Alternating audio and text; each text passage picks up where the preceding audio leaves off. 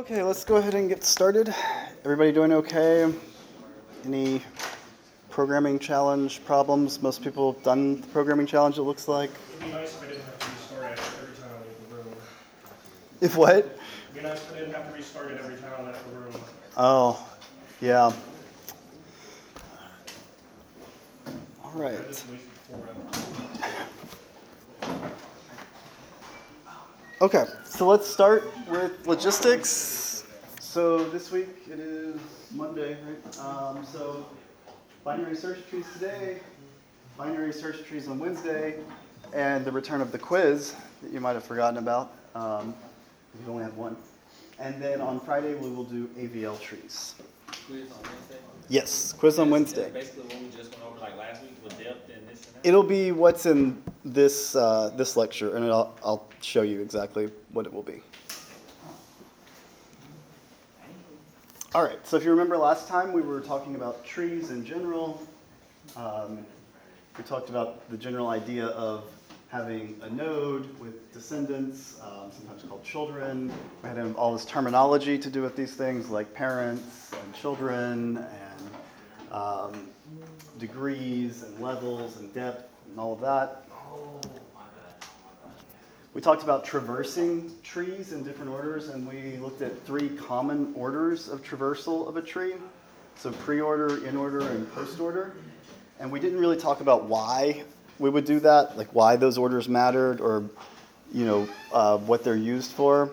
We'll get a little bit closer to some insight on that today, and then probably on Wednesday we will kind of get a full understanding of why these specific orders matter to us. So today we'll start with a special type of tree. It's a binary search tree. And this is probably one of the more powerful data structures. It's probably one of the first interesting data structures that you'll see because it's not just a list of things that are connected in a line, one after another. So we'll start by defining just a binary tree. So not a binary search tree, but just a binary tree. And it's kind of what you would think it would be. It's a tree where each of the nodes cannot have more than 2 children. So it's okay if they don't have any children, or if they just have 1 child, or they have 2 children, but they cannot have more than 2 children. And so for our purposes, we typically refer to these children as left and right, and that's as we look at it, so our left and our right. And we consider that for each node. So each node can have that, can have 2 children at most. And so the binary comes from just 2, right? So a binary search tree is a binary tree with an added constraint on it. So for the purposes of a binary search tree, we need to have some kind of value in each node, right? And these values need to be comparable to each other. So we need to be able to do less than, greater than, equal to on these values, whatever they might be.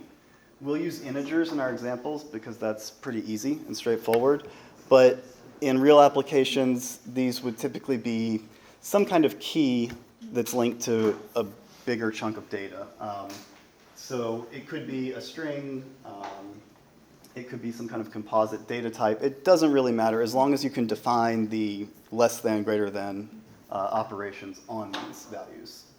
So the idea of the binary search tree and the binary search tree property is that we always have the case, it's always the case anywhere in the tree. So you pick a node, any node in the tree, and the left child of that node, if it has a left child, should always be less than the value of the parent.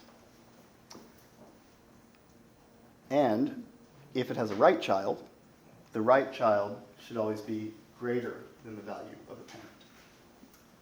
So you can see here, a very simple example. We've got 12 as kind of our parent in this. And you can see that 6 is less than and 25 is greater than. So that is a binary search tree. Now an example here where we do not have a binary search tree is if we had 25 as the parent 6 is less than 25, but 12 is not greater than 25. So this is not a binary search tree. It is a binary tree, just not a binary search tree. Does that make sense in general, the concept? Okay. So here's a bit of a larger example for you. And you can see as long as the property holds for every node in the tree, then it's a binary search tree. And so we can pick any node that we'd like, and we can check that property. So if we check 42 here, you can see that 40 is less than it, 52 is greater than it. Same thing for 34 here, 5 is less than, 42 is greater than. So in general, where we usually start is at the root of the tree, so the top in the way that we draw it. And you can think of this is the case for each of these nodes, but at the top you can think of, I've got this value, everything smaller than it is going to be to the left, everything larger will be to the right. And so yeah, you can think of that descendants to the left and descendants to the right. Okay, so here's kind of a question that you'll see on the quiz on Wednesday, and that is to take a look at these trees and decide which ones are valid binary search trees, which we abbreviate BSTs, so you'll see that kind of everywhere. Okay, so what do we think? First, The one in the middle. one in the middle is valid? The one on the right is valid also? No. Why? Because 5 Oh, is greater five, than 11. yeah. So yeah, just the middle. Just the middle?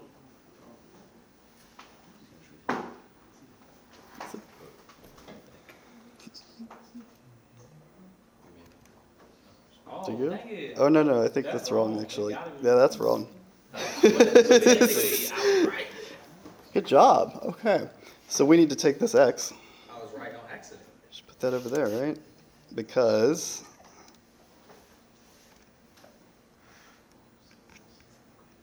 there we go. Does everybody see why this is the case? So if we follow this through to 19 to the right, 22 is bigger, that's fine. 11 is smaller, that's fine. Get to 11, 1 is smaller, so that's fine. But 5 is smaller. It should be larger.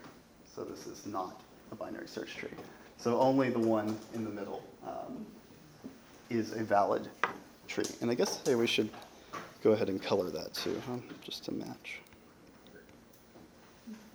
Just update these. There we go. All right. So there you go.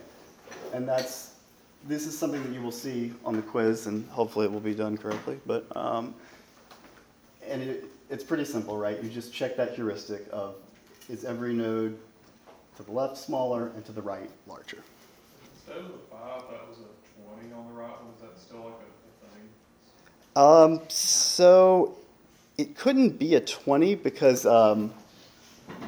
19's here. So if it were 20, it would have to go this direction. Now, if you wanted it to be like 18, that could work because 18 would be less than 19 but greater than 11, and it would end up here. So everything on the left is, like, every single descendant's less than 5. Yeah. All right. So there are a few things we want to do with binary search trees. Obviously, we want to be able to search through the binary search tree. And what's nice about the binary search tree, and kind of what you may notice already, is that it's very different from searching through a linear structure, right? So if we're going to search in the binary tree, this is just pseudocode as to how we would do that. And remember that we kind of always are in like a recursive mindset when we're looking at trees because, every node is kind of its own little subtree within the tree. So our search function here, there's just going to be like a function that takes in a node, and that's going to be where we start, the starting point in the tree. So we'll usually start with the root node, and a value that we're looking for. So the first thing we want to do is if we're in the base case, we're past null as the node, well, that's not, we can't go any further, right? There's nowhere to go, and that's not the value we're looking for.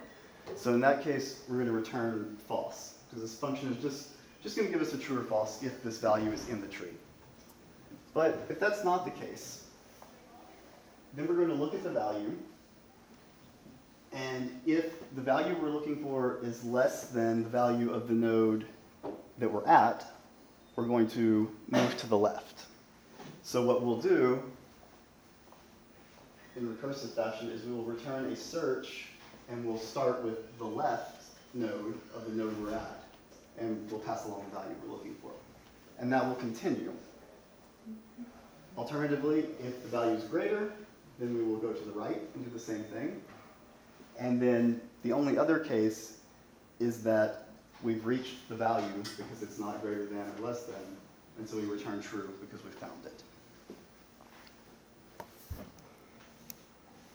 So let's walk through that with this tree.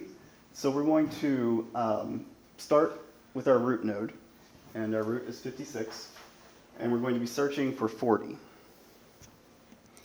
So we start at the root, and we look and compare 40 to 56. And so here are our options, right? If 40 is less than 56, we should go left. If 40 is greater than 56, we should go right. So which direction are we going? Left, yeah. So now we arrive at 34, where we do the same thing, because this is just another instance of the same problem, right? All the way down. So we have 40, we compare that to 34, and which direction do we go? Right. Right. So this time we go right. Now we arrive at 42. Do the same comparison. In which direction? Left. That's right. And so then we arrive at 40. There's nowhere else to go, and it's not null, so we would return true at this point, because we have found 40. And how do you write the code for that again? So, Is it a long code? it's not, no. So this pseudocode that we just saw, right? This is the code for that. And it'll look a little bit different in your C++. It'll have a few more things in it, but not much. Honestly, this is pretty close. We'll write the code for this starting on Wednesday, and we'll build up our own tree class, our binary search tree class. And that'll be the next code challenge. Yeah, well, actually, let's see, you just did linked list, right? So stacks and queues will be the next one. It's like a super laggy thing, so it'll be the one after that. But yeah. How many do we have? 5? 4, yeah. Ooh, Yeah. Only 4 challenges. that's great. Actually, pretty good. It didn't include challenge 0. It doesn't include challenge 0, so 5 if you count challenge 0. Yeah. Hey, it could have been 10. Could have been 1 a week. Would have been awful. So thank you. Also, like you would be able to find a TA this one. Yeah, it's there are a lot of people taking this course, and yeah, it takes a lot of TAs to grade it. So one thing to think about as we look at this, right? Imagine that instead of this tree structure with all these numbers in it, imagine it's just an array, right? It's just a line of these numbers, and we're doing the same operation, looking for 40. Here we can see how many steps it took us, right? 1, 2, 3, right, to get to what we were looking for. Depending on how these numbers are arranged in the array, it may take us more or less, right? So this is something that will become important, and it's something that we will, as we start to build on binary search trees and develop them in a way that they are what we call balanced, you'll see that there are efficiency gains for this kind of data structure, but that they do depend on kind of the arrangement of the numbers, right? Or the arrangement of the data and the comparison operation. So you can see already how this can be like very powerful in some circumstances, because you're cutting things in half each time you move down that tree. But if things aren't arranged well, it doesn't really help. Okay, so since we've already searched the tree, let's talk about building the tree, because that's pretty important. It turns out that to build the tree, it's really pretty much the same as searching the tree, right? So what we're going to do is we're going to use the same kind of recursive approach. And so I've got a function here that is just an insert function that will insert an element into the tree. And what we're going to do is start with our base case here, and that is if the node that we're looking at, so it takes in the node where we want to start, and then the value we want to add. And I should say that we're assuming for all of these that we don't put duplicate values in these trees, right? So if you wanted to store duplicates, you would do that by probably changing the data structure of the node to keep like a count of the number of objects, or to actually keep a collection of objects. You know, there's nothing to stop you from putting like a linked list inside of a tree, inside of a, you know, you can do that all day. So for our purposes, we're going to say there's no duplicates. So we're just assume that everything is unique that we put into the tree. So the insert function, our base case is that if we're given this null pointer, then what we want to do is the node that we were passed that's currently null is going to become our new value in the way that we've written this. And this is something that we'll implement in C++ and get the specifics of how the pointers work and everything there. But what you can imagine here is that essentially as you're going down the tree trying to find a spot to put this, you will, once you find that spot, there's nothing there. So it will be a null that gets passed to you. But let's assume that's not the case. So what we do in other cases is the same thing we did in search. So if the value we're trying to insert is less than the value of the node we're currently at, then we're going to call insert on the left. So we're going to move left and say I'm going to try to insert it in this subtree. And then that process will repeat. Same thing with right. So if it's greater than that value, we will move to the right and do that.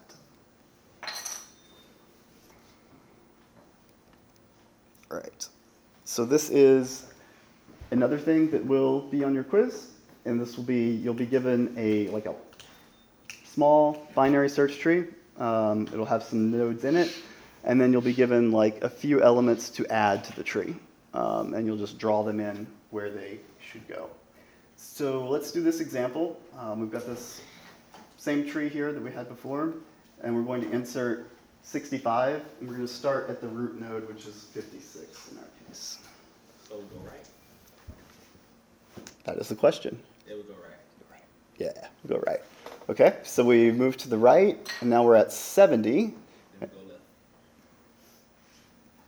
There you go. We go left. Then we add the circle to the right of 62. There you go.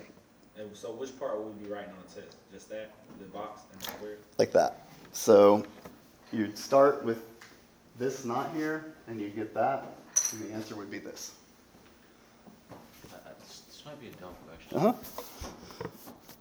Like, How do I know I'm putting the nodes in the right order when I insert them? so as long as you follow this principle of if it's less, it goes to the left. No, Yep. I get that. But like, you know, if I had some like 1 through 10 or something like Mhm. that, I'd want it to go 5, 2, 7. But if I went 5, 1, then I'd have like 2 through 5 all hanging off of this leg. Yeah, okay, so that's a good point, right? Think about this. Imagine you've got a sorted list of integers, right? And you go to put that into this structure. What happens? You're gonna have like just a really long. It's just going to go, right? Essentially, what is that? That's just A link. list. Yeah. Okay, so that's kind of like the worst thing that could happen here, right? This structure is meaningless if the numbers are sorted. So that's a good insight. And probably end of Wednesday, beginning of Friday, we'll talk about how to deal with that. But yeah, it's definitely something you want to think about, because this is just kind of hoping, right? That, well, it's mostly balanced if the numbers are kind of randomly distributed or something. But no, that's not the case. And you do have to do some things to make sure or to try to get it as close to that as you can. Okay, so does everybody feel kind of okay about inserting things into the binary search tree? Yes, sir. Yeah? You good? Okay. Cool. Other questions or concerns as we go through this? Okay. All right. So let's talk about probably the most interesting part of the binary search tree, and that is deleting nodes from the tree, right? So from a pseudocode perspective, let's go ahead and write our method like we have with everything else. This is the delete method, the node where we start initially, and then the value we want to delete.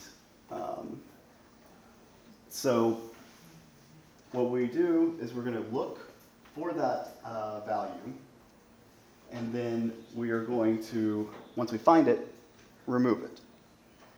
So most of this code is similar to our search code, right? Because the first thing we need to do is find it. Once we find it, then we have to remove it from the tree. And so here we've got this line that says delete node based on degree. So there are a couple of different strategies we will use to delete a node depending on where the node is in the tree. So let's start with kind of the easy case, which is when the degree is 0. So if you remember from our terminology about trees and what degree means in this case, degree is the number of children that a node has. So for a binary search tree, you could either have no children, 1 child, or 2 children, right? Degree does mean other things when we start to talk about structures like graphs, so don't burn it too hard into your mind that degree always means the number of children. But in our case, we will consider it the number of children. Also, you'll notice that when we talked about trees last time, we had directed lines, and these are not directed. That's not to say, so there still can be no cycles in this structure. The reason that I've illustrated them without the directions is because when we're looking at nodes, we often say, tell me about your parent node. So there is a reference between these usually that can go both ways. It does not mean that we could ever link back around to a node, though, because that would make us not a tree anymore. But let's look at deleting 57 from this tree. So first thing we're going to do is our usual, we've got to find 57, right? So we start here. Which direction do we go? All right. Yeah, it's pretty easy because it's down there, right? Yeah. So we go in that direction, then we're here, we bounce this way, here, and we bounce this way. And so we have found 57. What do we do? We delete it in the reference. Yeah, we just get rid of it, right? Because it doesn't have any children. Nobody cares. We just get rid of 57 and move on with life. We're done. So deleting an element that has no children is just a leaf. It's very simple, right? All we have to do is, when we're actually implementing it, we delete that memory, of course, clean up, and we make sure that the pointer that was pointing to it here is pointing to null. So it's pretty simple in terms of an operation. All right, so let's move up to something that has a degree of 1. So there's 1 child involved now. So we'll delete 42, start at the parent, and we're going to move to the left, and we get to 34, and we're still looking to delete 42. So we're going to move to the right, and now we have found 42, and what do we do in this case? 42 and the line and make 40 reference to 34. Right, so we can see pretty clearly 42 is just linking these two together, right? There's nothing else going on here. So if we pull 42 out, as long as we connect 40 back here, we'll maintain the properties of the binary search tree, and we will have gotten rid of 42. And so our tree will look like that in this case. Is that good Everybody Yes, on sir. board with that idea? Mr. Hinkle, Yes. I just want to ask. Yeah. Don't you have office hours after this class? I do, yeah. Where would you be? You could do it in here? I think there is a class in here after us. I don't think it is. Okay, well, we'll I try. don't think it is because one day I left my computer and came back and it's still here. I know there's not on Friday. I'm not sure about Mondays and Wednesdays, yeah. Well, I mean, we can start in here. I'm in Butler 213. That's eating up by 15 minutes of that office hours. I'm there longer than the office hours on the thing. But yeah. Okay. Okay, so this is the first interesting one, I think. Let's delete 56. So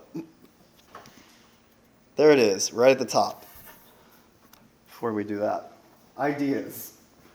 How do we delete 56?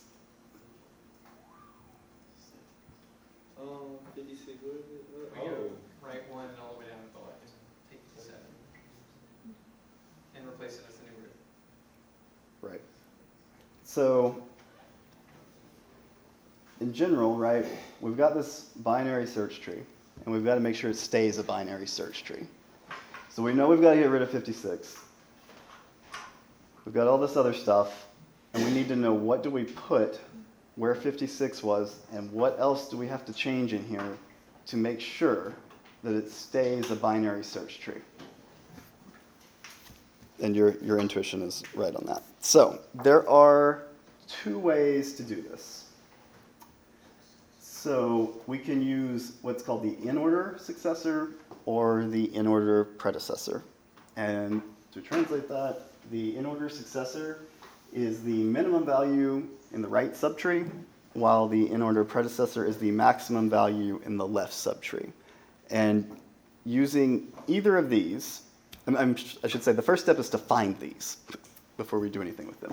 So if we find either of these, we can use them for this operation. So let's start, we'll do it both ways.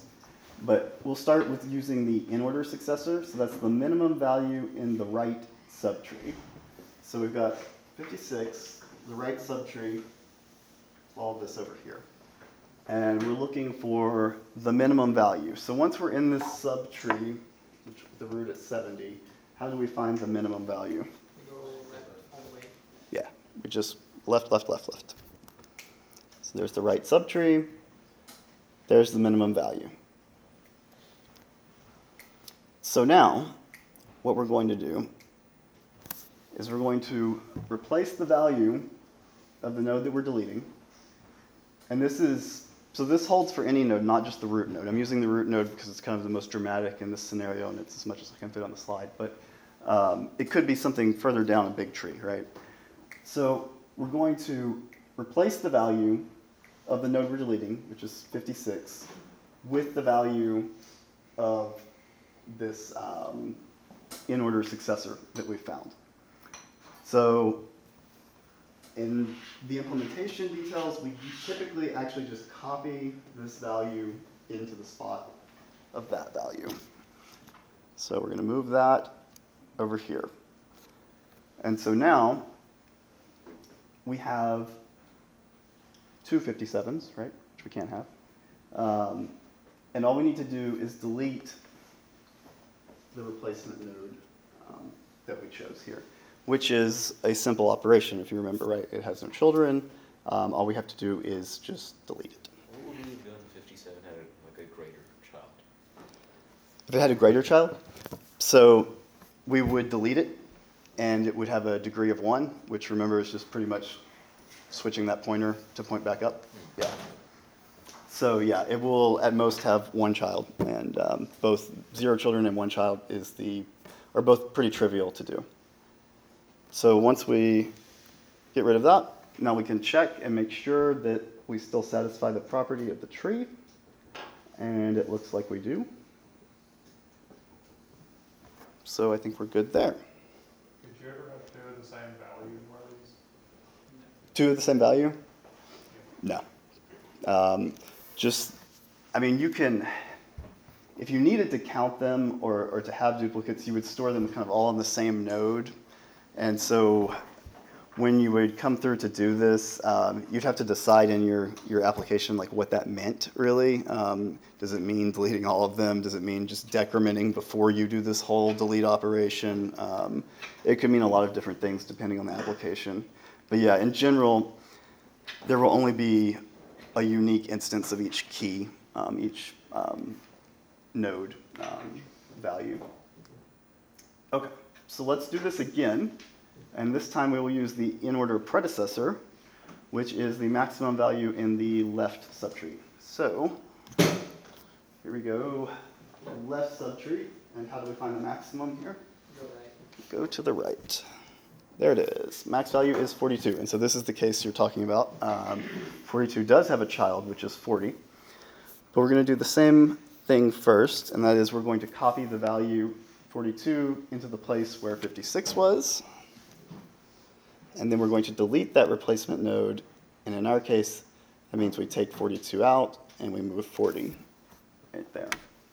But that's all written in the delete function, you just get to call it. Right. Yeah, you've already taken care of that case, and so yeah, it solves itself. And which is kind of the theme of these like recursive data structures, right? Is once you've taken care of a case, you can just call these things on these subproblems, and they take care of themselves, which is very nice. So what was it asking us to do for that one? To replace it with which thing? So this is just to delete 56. And so this was two different ways. We could have just went the 57 way, or we could do the 42 way. Right. There are two valid ways to do this, right? And they both result in completely valid binary search trees at the end of the operation. And so, if you're doing this on the quiz or something, which we're not going to do on our quiz on Wednesday, we'll just be doing the inserts and the valid trees. But if you were doing this on an exam, more likely, kind of when you come to the end of what you think the state of the tree is, just always check it. Just make sure that it holds to that property at every node. And that's a pretty good indicator on if you've flipped something or messed something up during that process. Okay. So are there questions about deleting nodes from the binary search tree? Seem okay-ish? Okay. So this is where I want to stop for today. When we pick up on Wednesday, we're going to start writing code that does this. And then we are also going to start to discuss how do we make sure this structure stays balanced in a way that we don't get a long line of numbers that's just a linked list. So that's all I have for you. We will have a quiz. It will be on paper on Wednesday, and I will see you then.